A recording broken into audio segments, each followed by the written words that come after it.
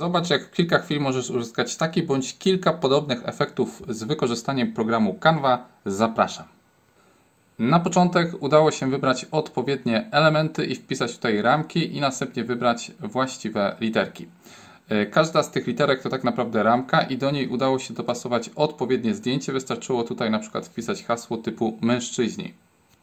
Kolejna rzecz polega na stworzeniu następnej strony, gdzie wrzucamy pewne zdjęcie, które również na przykład przedstawia coś tematycznie pasującego, bo Ty możesz stworzyć coś całkowicie innego. No i zobacz teraz, gdy mam zaznaczone to zdjęcie, jest ono również wybrane jako tło, to tutaj wybieram edytuj obraz, a następnie rozmycie. Ustalam odpowiedni poziom rozmycia, klikając sobie tutaj. Mogę zastosować automatyczne, ale nie chcę. No i sobie robię takie oto rozmycie, po prostu kilka maźnięć i za chwilę to rozmycie będzie mogło się tutaj pojawić. Wracam sobie teraz do tej strony, zaznaczam sobie te wszystkie litery i decyduję się na skopiowanie, czyli Ctrl+C.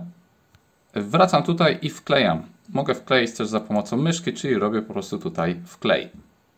Po chwili się udało, no i zobaczmy, bardzo dobrze się to prezentuje. Oczywiście mogę sobie zaznaczyć i jeszcze zwiększyć. Tutaj na przykład powiększyć informację, że to jest dla i następnie tutaj poniżej mężczyzn i też można starać się to zwiększyć.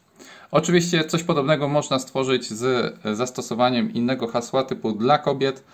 Wtedy zastosować też pewne ciekawe zdjęcie, wykorzystać odpowiedni filtr, na który już zwróciłem uwagę, więc wykorzystuj takie możliwości w Canva.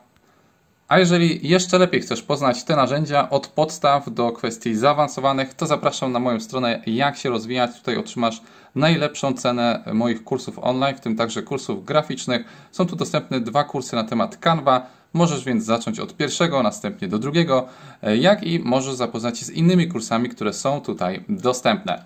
Jeżeli spodobał Ci się ten film, to będę wdzięczny za łapkę, za pewien komentarz. Do zobaczenia w kolejnym materiale. Cześć!